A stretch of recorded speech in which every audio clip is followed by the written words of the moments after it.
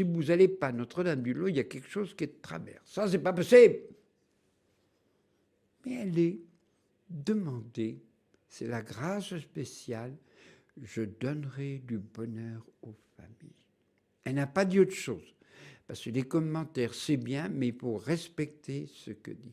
Et je veux faire le signe de croix. Bien sûr, vous m'entendez, vous ne me voyez pas, mais...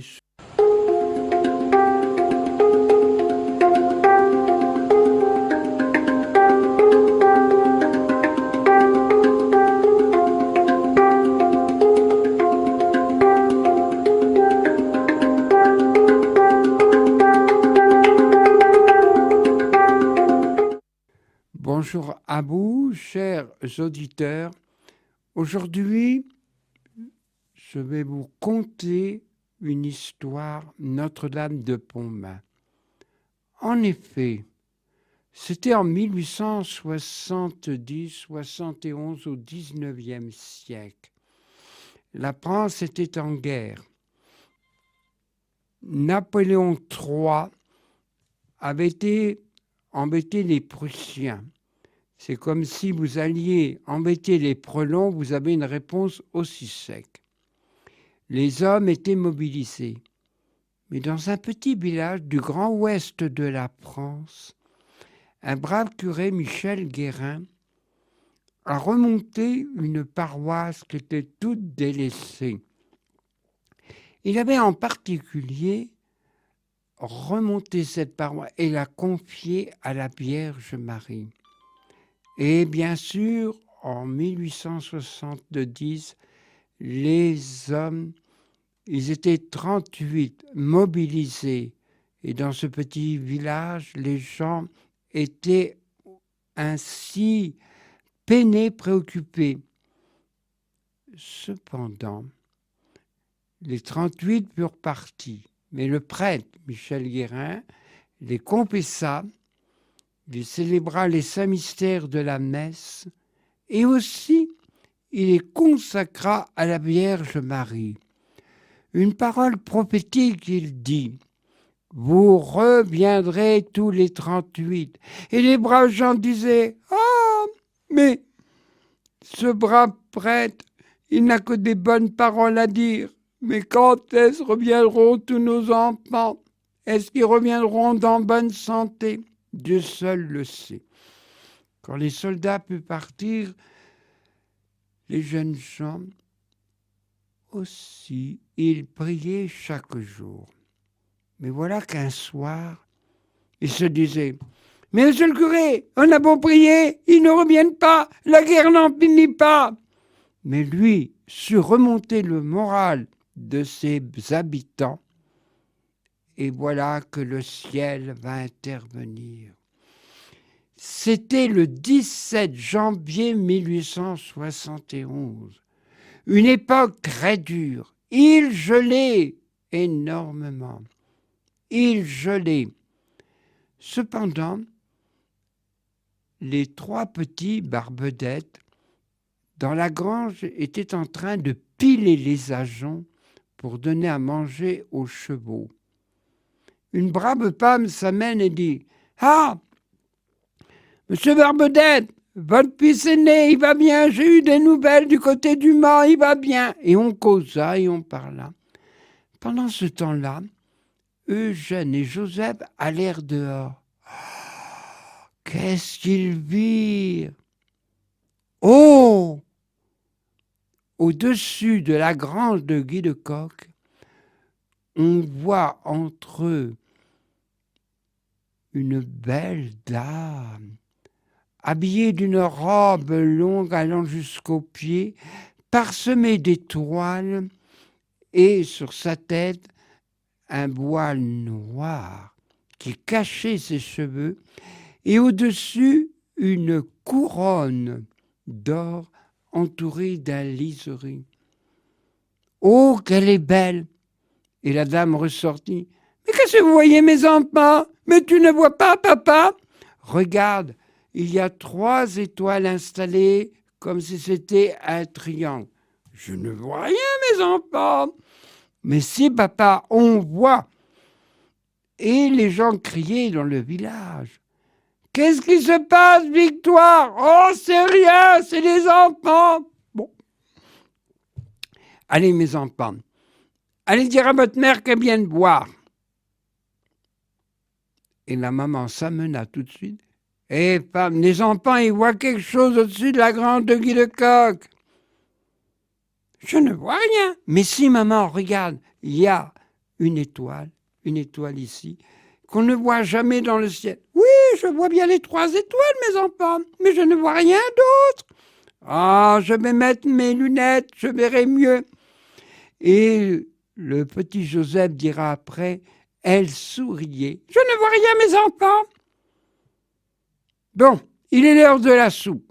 Allez hop, venez. Mais cependant, ils ne voulaient rien perdre de la vue, allèrent en reculant. Qu'elle est belle, qu'elle est belle.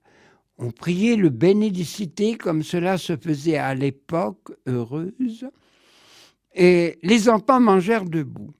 Mais à cette époque, quand on faisait la soupe, on ne l'aimait pas car il y avait des fibres et les enfants n'aimaient pas.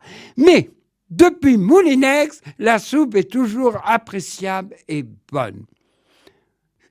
Toutefois, mes enfants, vous la voyez encore? Oui, oui, oui, papa, on la boit. Et là, la maman, elle a trouvé les sœurs qui donnaient l'enseignement.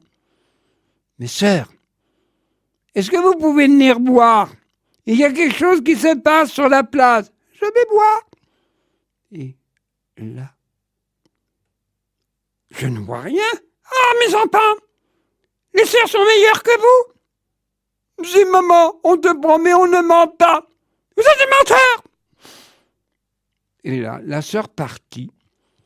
Et il y avait 3 orphelines qui se chauffaient devant la cheminée flamboyante. Allez, mes enfants, on prend la pèlerine et on va aller à la place. Et on ne discutait pas à l'époque. Et là, sur les 3 petites filles, 2 virent. Oh, qu'elle est belle! Et ils firent la description. Oui, en effet, on voit la belle dame au-dessus de la grande Guy de Coq avec une robe bleue parsemée d'étoiles et au-dessus de sa tête un voile noir pour cacher les cheveux et une couronne de couleur or séparée par un liseré. Le père Barbedette dit « Ah, c'est de petites, si elle voit, c'est que ça doit être vrai. » Cependant, les gens venaient sur... Qu'est-ce qui se passe? C'était vers 5 heures de l'après-midi. Et une sœur va trouver monsieur le curé. « Monsieur le curé, il y a quelque chose qui se passe. Au-dessus de la grande Guy de Coq, les enfants voient une belle dame, c'est qui ?» Et la gouvernante, comme sont les femmes, elles savent guider. Les hommes, on avant. Allez, monsieur le curé, on y va. Ave Maria, gratia plena Dominus tecum benedicta tu in mulieribus et benedictus fructus ventri Jesus. Les gens voyèrent monsieur le curé Michel. Oh, ça doit être sérieux si monsieur le curé est là. Et là, pendant ce temps, les enfants voyaient toujours la belle dame. Et il y en a un, monsieur de Guy de Coq, qui dit « Oh, tu la vois, toi? Bon, non. Écoute, mets-moi le grand mouchoir sur les yeux. » À l'époque, le mouchoir servait autant pour s'abriter du grand soleil ardent lors des moissons, où le mouchoir servait de cache-nez. On était écolo pratiquant à l'époque sans le savoir. Toutefois, on lui bande ses yeux. « Hé, tu la bois, toi? Bon, non. » Et les enfants qui voyaient toujours la belle demoiselle disent « Elle tombe en tristesse, elle tombe en tristesse, elle tombe en tristesse. » C'est bien que monsieur le curé dit « Arrêtez !» Et les prêtres, à cette époque, avaient une autorité. Maintenant, ça laisse à désirer. Bon. Aussi, là, tout d'un coup, ils virent une grande auréole qui se plaçait autour de la belle dame. Ah, voyez autre chose, mes enfants? Oui, on voit sur sa poitrine une croix rouge. Et on voit aussi 40 étoiles en dehors du cercle. Voyez autre chose, mes enfants? Oui, nous voyons une banderole qui s'étale entre elle et la grande Guy de Coq. Vous voyez quoi, mes enfants? On voit la première lettre, la deuxième lettre, troisième, quatrième. C'est quoi, mes enfants? Mais non, mes enfants, ne commence jamais une phrase par une conjonction de coordination, mais on commence toujours par un sujet. Mais ma sœur, quand vous dites « Mes enfants, tenez-vous bien, mes enfants !» Elle ne dit rien, le bon sens des enfants était là. Mes enfants, priez, priez. Et ils épelèrent chacune des lettres. Qu'est-il encore écrit? Dieu, en peu de temps, vous exaucera. Et les gens s'écrièrent, ça y est, nos hommes vont revenir. Il y eut un moment de silence. Et dans un autre petit moment, mon fils se laisse toucher. Alors les habitants comprirent que c'était la Sainte Vierge qui intervenait. Nos enfants vont revenir, nos enfants vont revenir, nos enfants vont revenir. Et monsieur le curé dit, on va continuer de prier jusqu'à qu'elles disparaissent. Et dites donc, monsieur Barbedel, vous pouvez ouvrir la grange. Le froid tombe sur nos épaules. Chose mystérieuse, les deux garçons, les deux filles étaient à genoux par un gel de -20 et ils n'eurent pas froid et tout. Bizarre. Cependant, et monsieur le curé dit, eh bien on chantera d'autres chants, Notre-Dame d'Espérance, sauver la France. Aussi. Oh, on la voit dans une autre attitude, une croix qu'elle tient de couleur rouge et au-dessus de la croix, Jésus-Christ. Oh, qu'elle est triste! Oh, qu'elle est triste! Sa tristesse reflétée sur le visage des enfants. Et là, le prêtre dit, nous continuerons de prier. Et après, la croix disparut et le peuple priait. Cependant, un homme vint de Laval qui dit, eh, vous pouvez prier, les Prussiens sont à la porte du Mans. Ils sont à la porte de Laval, ils vont bientôt venir chez nous. On continuera de prier. Il rentre chez lui, mais ils ne sont pas à l'église, ils prient dehors. Et lui se joignit à la prière. Et là, bien sûr, elle apparut dans une autre position. On voyait plein d'étoiles se pencher, s'incliner sur sa robe bleue. Et aussi,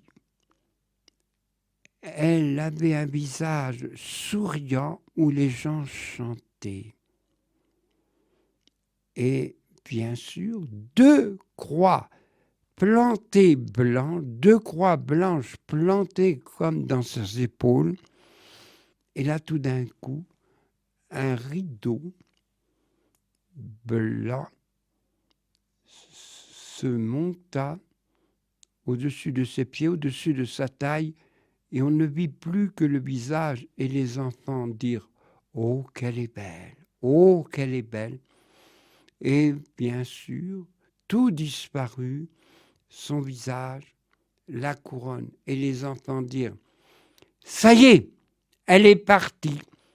et tout le monde s'en retourna chez eux dans un silence, ravi de ce qui s'était passé.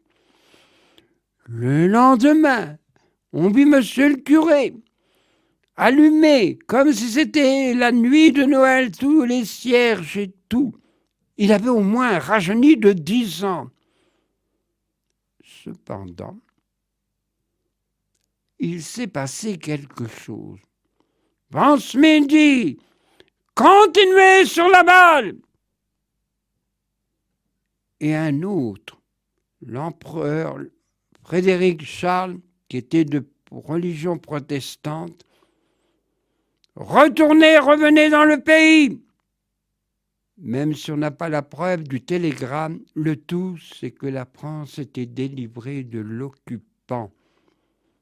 Aussi, pourquoi on l'appelle Notre-Dame de la Réconciliation, Notre-Dame de Pontmain.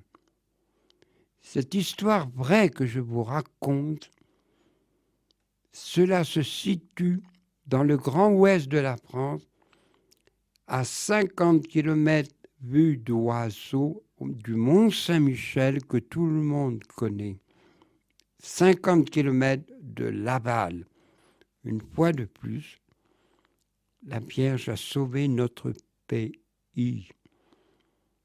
Toutefois, bien sûr, les enfants ont eu de grandes enquêtes. Je me mets à leur place, ils ont dû souvent être interrogés. Cependant, les soldats n'étaient pas revenus. Et voilà que tout d'un coup, les 37 revinrent. « Oh, ça y est, nos enfants sont là et tout. Oh, quelle joie !» Mais la joie n'était pas complète. En effet, il manquait le 38e. Aussi, sa sœur, « Monsieur le curé, vous pouvez célébrer une messe pour que mon frère revienne. » Et quand le prêtre célébra les saints mystères de la messe, elle vit son frère. « Monsieur le curé, mon frère est revenu !» Tel qu'il l'avait dit, les 38 revinrent en bonne santé. Il y eut une avalanche de miracles.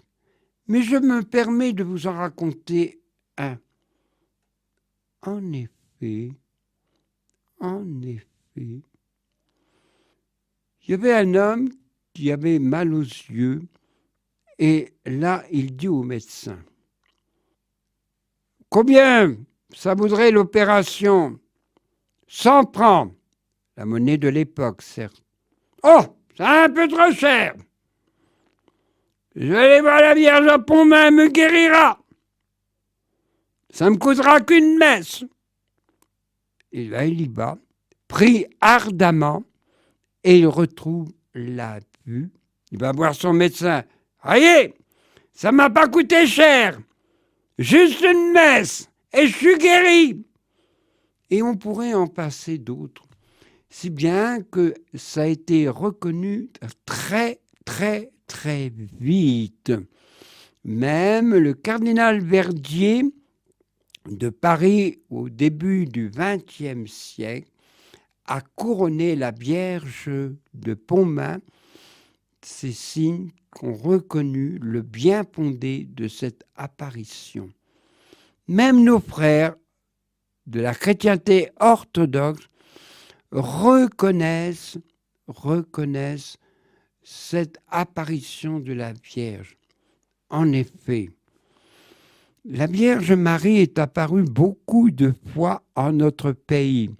Je ne situe que les dates 1830, 1846, la Salette, 1858, Lourdes, 1871, Notre-Dame de Pontmain, et la dernière, moins connue, Notre-Dame de Pellevoisin, 1867. Chers auditeurs, je vous souhaite une bonne fête de Noël. Paix et joie dans le Christ. Merci.